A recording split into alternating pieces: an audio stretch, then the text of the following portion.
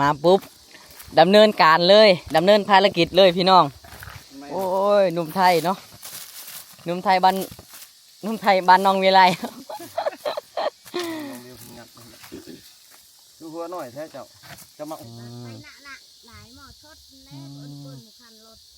จะค้นไปงัดนำกันน่ะขุดมันน่ะ3 คนนี้อ๋อนี่คือเอ่ยของเจ้าบ่น้าสาวสบายดีเด้ออ๋อเรามีครอบครัวแล้วติยังเป็นสาวคือกันอ๋อสบายดีผู้สาวได้สันเนาะคิดว่ามีผู้บ่าวแล้วยังบ่มีบ่ น้าสาวก็โสดเนาะนี่น้องสาวก็โสดบัดนี้เอา3 คนเพิ่นในพี่น้องมีแต่ผู้หญิงบ่มีผู้ชายเลยโอ้สาวน้อยก็ขุดได้คือกันบ่ คนเฒ่าแล้วแขวล้นแล้วเนาะชื่อจังไดผู้สาวนี่ฮะกล้าบ่อ๋อเด้อโอ้ดึงง่ายเลยเนาะโอ้เพิ่นตั้งใจอยากมาซอยอีหลีได้พี่น้องตั้งใจอยากมาซอยซอเบล มือเลี้ยงจะนอนหลับหมอ แต่ว่าดีเนาะแถวนี้นะมีกกไม้หลายพี่น้องเนาะเห็นบ่น้องคายมันแล้วน้องสิเอาไปซื้อหยังใส่นี่ผู้ใดล่ะอยู่บ้านเดียวกันนี่อ๋อน้องใส่นี่เนาะน้องยืมเงินเขาเจ้าติอ๋อยืมเงินของเขาน่ะสิไปซื้อข้าวสารยืมติดหนี้เขาเท่าไหร่2 ล้านกีบอ๋อติดดีเฮิงเลยสบายดีคนสวยคิดว่าไปสวนแล้วยังไม่ไปบ่ผู้ใดโทรสาวกะอ๋อสาวกะโทรหาว่าบ่าวผู้ไทยมาอ๋อบ่าวผู้ไทยสิมาเล่นน้ำเดี๋ยวถามลูกบ่าวผู้ไทยขึ้นมาตลอดใช่น้อง เราขึ้นมาเกือบคู่มือแล้วขุดลายแล้วว่ามันมือนี่ยังไม่ได้ขุดเลยโอเคเดี๋ยวไอไปขุดซอยเด้อโอเคเนาะมาพี่น้องเดี๋ยวเฮาสิไปขุดมันซอยสาวเบลเนาะไปขุดมันซอยน้องเบลเนาะเมื่อวานนี้ก็ไปเบิ่งน้องซ่อนปลามื้อนี้น้องก็พาไปเบิ่งน้องขุดมันเนาะเดี๋ยวเฮาสิไปซอยน้องเนาะลุยนำกันเนาะกับบรรยากาศฮ้อนๆมื้อนี้เนาะไกลบ่ส่วนน้องไกลบ่หลังจากนี้ไปจากบ้านไปนี่บ่ฮอดลักดอกเนาะขอย่างไปได้เอาถึงสิไกลสำใดเฮาก็ลุยพี่น้องเนาะ เอาหนุ่มไทยเจอกันอีกแล้วทำไมครับยังไม่ได้เมียเหรอก ลับซื้อเราสิไปชวนชาวเวลเนาะชาวกะไปขุดมันซอยซาเวลอ่ะแม่นโอ้น้องพี่น้องคนมันมื้อนั้นไปปลูกมันสวยชาวน้ำปลาโตแต่มื้อนี้มาคนมันสวยชาวเวลอีกโอ้ยงานเนาะโอ้ใจบุญขนาดเนาะไปซอยหมดเลยเนาะสาวๆเนาะซอยหมดเลยซอยได้เฉพาะสาวๆติทุกอย่าง ซอยได้ทุกอย่างเบิ่งพี่น้องบรรยากาศดีเนาะหมู่บ้านเพิ่นทุกคนอากาศมื้อนี้ร้อนคักเนาะเดี๋ยวเฮาลุยไปนำกันเสียงอัดมันไปนำกันเนาะมื้อนี้ทีมงานมานำกัน3-4 คนเด้อหมู่บ้านนี่บ่ได้เอาหมวกมานำเนาะโอ้อากาศโคตรร้อนเลยพี่น้องเอ้ยโอ้พี่น้องสวนของสาวเบลไกลไล่เติบเลยพี่น้องแต่เพิ่นว่าบ่ไกลโอ้ยย่างจนเมื่อยเลย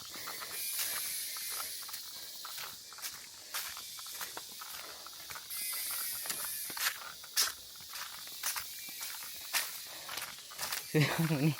ลุยแห้งอีหลีเนาะเจาะลึกวิถีชีวิตชาวเผ่ารู้ตัวอีหลีมื้อนี้เนาะพี่น้อง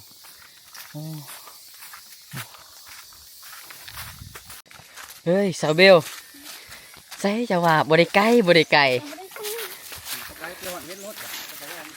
อ้ายย่างจนคาลอยแล้วนี่ โอ้ยสิฮอดแล้วอ๋อคือน้องไปแต่ละเทื่อนี่ต้องได้ย่างเอาตลอดบ่โอ้โหพี่น้องคุณเนาะบาบูไทยจนคาลอยเลยสิให้ซาวเบลขี่ล้างซาวเบลว่าแบบนี้โอ้น้องไว้ปะ โอ้ น้องไหวพี่ก็ไหวใช่ไหม ยังได้วันนี้ต้องไว้บ่ ไหว ตั้งใจอย่าบังซอยลีเนาะตั้งใจอย่าบังซอยซาเวลขุดมันลุยโอ้สาธิทูหากนมาหอดพี่น้องเอ้ยเนาะไก่แห้งอยู่ลีมาหอดแล้วพี่น้องเอ้ยวิถีชีวิตของน้องเพิ่นเนาะสาธิทู โอ้ลงไปแรงมากลกมันนี่ได้ปะ สบายดีแม่โอ้ยได้ลายแล้วบ่คุดแต่เช้านี่ได้ลายเติบอยู่บ่บ่ปานใดเนาะเพิ่นปบก่อนเพราะว่าอากาศร้อนพี่น้องโอ้คักอลีซาเวลขาดยางไปซื่อๆเด้ยังบ่ได้เฮ็ดเวียกได้นี่เนาะโอ้ออกจากแต่เฮือนไปเฮ็ดเวียกนี่จังโมง 6 โมงเช้าอ๋อมาแต่6 โมงเช้าเพราะว่าอากาศร้อนซ้ำนี่น่ะเฮ็ดเอาหนึงก็สิได้พักแล้วเนาะ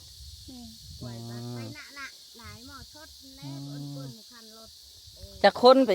งัดนำกันน่ะขุดมันน่ะ3 คนนี้อ๋อนี่คือเอื้อยของเจ้าบ่น้าสาวสบายดีเด้ออ๋อเรามีครอบครัวแล้วติยังเป็นสาวคือกันโอ้สบายดีผู้สาวเด้อซั่นเนาะคิดว่ามีผู้บ่าวแล้วยังบ่มีบ่ น้าสาวก็โสดเนาะนี่น้องสาวก็โสดบัดนี้เอ้า3 คนเพิ่นเลยพี่น้องมีแต่ผู้หญิงบ่มีผู้ชายเลยโอ้สาวน้อยก็ขุดได้คือกันบ่ คนเฒ่าแล้วแขวล้นแล้วเนาะเออ ชื่อจังไดผู้สาวนี่ฮะกล้าบ่อ๋อเด้อหอดไซส์สวนของเจ้าเนาะคือกว้างไอ้นี่เลยเนาะปาโตโลเท่าไรตอนนี้บูจ้างเขาไทยนี่เท่าไรปูจ้างให้อ๋อนี่คือส่วนของปูเด้อโซฟีมือ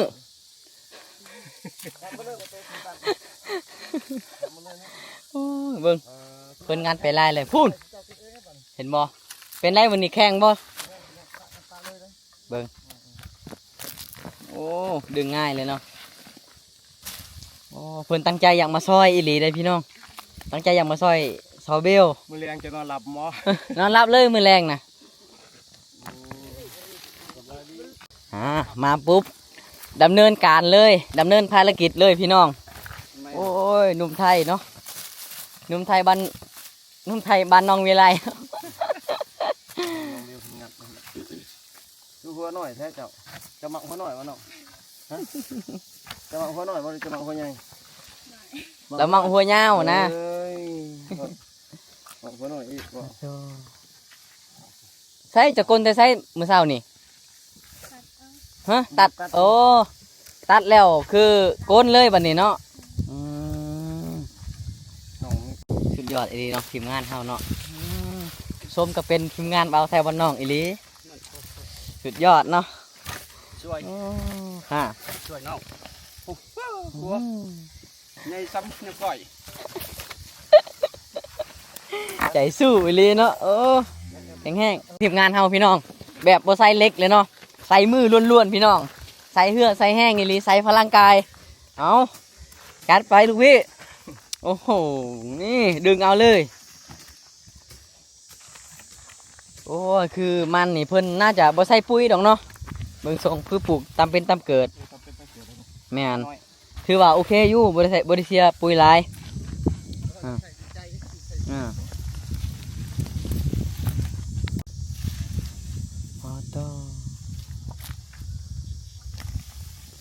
ก็ดึงง่ายอยู่เลยเนาะดินบ่ได้แข็งเนาะบ่น่าเชื่อเลยเนาะว่าวิถีชีวิตของน้องเบลนะโคตรสุดยอดเนาะตากแดดคู่มือแต่เล่ายังเป็นคนงามเซยเนาะผิวเรายังขาวเซยตากแดดคู่มือเลยได้โอ้เพื่อสิแล้วนี่ก็ยังโดนในน้องเบลแม่นบ่เริ่มกลนตั้งแต่เดือนใดเลยนี่ลายเลยบ่ โอ้หา2-3 มื้ออืมเลือกเอาเด้อแม่เด้อแม่เบิ่งเด้อคนใดเฮ็ดเวียกดุจังเอามาเป็นลูกเคยเด้อสำหรับคนใดที่บ่เฮ็ดก็คือบ่เอา แม่บ่ต้องเอาบ่ล่ะจับใส่กล่องบ่เฮ็ด บ่เปลี่ยนกันเปลี่ยนเลยบัด เฮ็ดอหลีเนาะบ่าวผู้ไทยโอ้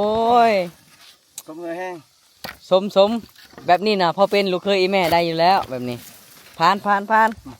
อืมถ้าผู้ใดอยากเป็นเคยอีหลีกะเฮ็ดผู้เดียวเด้อเฮ็ดจนแล้วเลยอีแม่บ่ได้เฮ็ดเราอยู่เฮือน น้องเบลกับมายืนกำลังใจซื่อๆเฮ็ดอีหลีเนาะบ่าวผู้ไทย มันจะล่องเฮ็ด3ล่อง มาโต เห็นละนี่ทีมงานเราอีกคนหนึ่งเนาะแบบบ่ใส่เหล็กเลยโอ้ยโหดขนาดเว้ยทีมงานนี่ งานน้อยเก็บมือแล้ว โอ้ยบ่ได้ใส่ถุงมือโอ้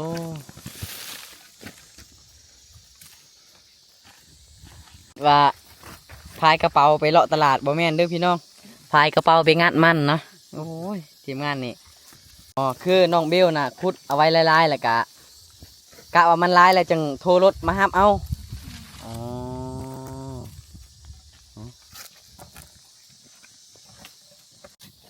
ว้าเฮ็ดเวียกเก่งขนาดเนาะคนก็งามเฮ็ดเวียกก็เก่งฮ้อนอยู่บ่จนบ่อยากสิว่าแล้วเนาะโอ้ก็เกรงใจแหละอากาศฮ้อนนะเบลเนาะก็เลยอยากพาอันอ้ายๆเพิ่นไปพักผ่อนก่อน ต้นหนุ่มไทยมาเดินทางไกลจนเมื่อยกับ ขนาดเพิ่นยืนนั่นล่ะเพิ่นว่ายังมาเมื่อยเลย ฮอดพุ่นว่ะได้บ่เฮกตาร์เบิดนี่ได้แล้วเนาะกว้างขนาดเลย หยุดก่อนลูกพี่ โอ้โหทีมงาน ให้ แล้วยังน้อยเดียวนี่เด้ ยาและเมื่อเลย ยายอะไรเมื่อเลยอ้าวว้าวเลยติบัดนี้ ไปสันเมื่อกับเมื่อสันเอ้ยเกือบพากันย่างมาเมื่อแต่ไซนี่ น้องเบลห่วงทางทีมงานเราก็เลยให้กลับ ว่าแต่ไปไซนี่พากันมาแต่ไซนี่ มาแต่ลูกมัน โอ้มาแต่เช้านี่บ่ นั่น เอาพากันมาแต่ไซเนาะ คนมา โอ้อันนี้กับผู้สาวคือกันเนาะจะเอิ้นจังไดก็ หน้าสาว น้าสาวเนาะโอ้น้าสาวกับผู้งามเด้มีผู้บ่าวหรือบ่ผู้นี้กะยังบ่ยังบ่มีโอ้โสดเนาะวันนี้โสดเบิดทั้ง2 คนเลยน้องเบลคือพาเมื่อไวแท้ อยากไอเมื่อย อย่าได้เมื่อยโอ้ ใจอ่านทั้ง4 คนเลย โดยขอบใจหลายๆบ่เป็นหยัง สวยมันเป็นมัน โดยบ่ต้องย่านเด้อ ใจร้าย เพิ่นมาซอยอีหลีเพิ่นบ่ได้มีหยังดอก เลย เพิ่นตั้งใจอยากมาซอยเพิ่นเพราะว่าเพิ่นอยากเบิ่งวิถีชีวิตของชาวลาวเป็นจังไดนะเพิ่นอยากมาซอยน้องเพิ่นว่า คือน้องเราขุดมันแล้วก็เฮ็ดให้เฮ็ดสวนเบิ่งทรงแล้วเวียกคือสิหลายนะเลยอยากมาซอยเล็กน้อย เลย เด้อก็พากันย่างเมื่อแล้วเด้อพี่น้องเนาะอันน้องเบลบอกว่าพอแล้วอากาศร้อนหลายพาทีมงานไทยบ้านนอกนะเมื่อเนาะเมื่อพักผ่อนอีกเพิ่นว่าไปซ่อนปลาบ่มคืนนี่โอ้เพิ่นว่าเกือบจมน้ำใช่ว่าลอยน้ำเป็น บ่เป็นบ่วันนี้โอ้ไปกับไผไปซ่อนปลาเมื่อคืนนี่ หลายคน หลายคนบ่ผู้สาวพุ่นบ่ผู้สาวก็มีเมียเขาก็มี ผู้บ่าวบ่มีติ บ่มี อ๋อได้หลายบ่ไปซ่อนเมื่อคืนนี่ ลาย ได้หลายพอกินเนาะกุ้งคือสิหลายเลยกลางคืน บ่มีกู บ่มีกุ้งอ้าวป้ายังป้าที่อยู่ตามที่นี่น่ะบ่ แม่ ภาษาจะเอิ้นว่าป้ายังฮะป้ายัง ถามบ่ฮู้ เอ้าภาษาถึงเจ้าได้บ่จักคือกัน เสีย เสียเสียนี่คือปลาทุกชนิดเลย แม่น บ้านเฮาบ่ได้เอิ้นเสียบ้านเฮาเอิ้นเสีย เสีย บ่คือกันเนาะทางเจ้าเพิ่นเอิ้นเสียเสียก็คือปลาเด้อพี่น้องเนาะปลานี่คือเอิ้นเสียเนาะเขาบ่ได้เอิ้นที่อากา บ่ อากาแม่นทางใด ทั้งนั้นแหละ เผามังกรเลยเนาะ แม่ อันนี้เผาตะอุ่ยเนาะย่างมาหอดบ้านของน้องเบลกับน้องนานแล้วเด้อเนาะ อู้ยอากาศโคตรร้อนหลายพี่น้องอากาศแบบนี้นะเหมาะกับการแช่น้ำเนาะสุดยอดหลายแต่ว่าดีเนาะแถวนี้นะมีกกไม้หลายพี่น้องเนาะเห็นบ่น้องคายมันแล้วน้องสิเอาไปซื้อหยัง ซื้อไปนี่ ใช่นี่ผู้ใดล่ะ อยู่บ้านเดียวกันนี่แหละ อยู่บ้านเดียวกันนี่ นี่ อ๋อน้องใช่นี่เนาะน้องยืมเงินเขาเจ้าติ นี่ยืมเงินเขาซื้อเขา อ๋อยืมเงินของเขานะสิไปซื้อข้าวสาร นี่ ยืมติดหนี้เขาเท่าไหร่ 2 ล้าน 2 ล้านกีบ นี่ อ๋อติดดีเฮิงเลย นี่แล้ว อืมน้องบอกว่าใครมันต้นนะสิไปใส่หนี้ของคนในบ้านนี่แหละเนาะเขาเจ้าในบ้านเนี่ยเพิ่นยืมเงินซื้อข้าวสารเพราะว่าบุมีข้าวกิน ตาลูโตนน้องเบลเอาพี่น้องโอเคเนาะเดี๋ยวน้องๆกับพากันพักผ่อนไปหาอาบน้ำอาบในเด้อพี่น้องเดี๋ยวเจอกันคลิปต่อไปเด้อพี่น้อง